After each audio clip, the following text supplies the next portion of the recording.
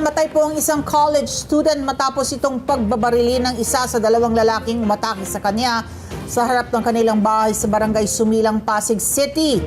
Kararating lang sa harap ng kanilang bahay ng 22 taong gulang na biktima na si Alan Vincent Eugenio at kumukuha ng kanyang gamit mula sa daladalang motorsiklo nang lapitan siya ng dalawang lalaki. At walang ano-anong tinutukan siya ng baril ng isa sa mga ito at pinaputukan. Sa kuha po ng CCTV, makikitang tumakbo biktima pero hinabol pa rin ito ng lalaki may hawak ng baril. Sa sumunod na eksena, makikitang sinakyanan ng dalawa ang motorsiklo ni Eugenio para tumakas. Ano yun? Para nakawin lang yung motor? Ha? Kaya nila pinatay? Nagtamo ng 10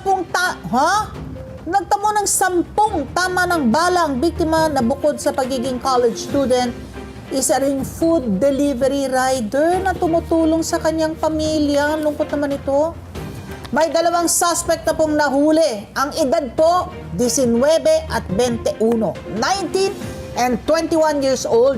Residente rin po ng Pasig. Ayon po sa pulisya, may mga kaso na rin ng carnapping at attempted homicide ang dalawa.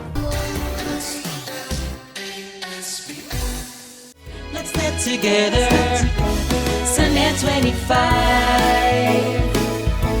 Sunday 25.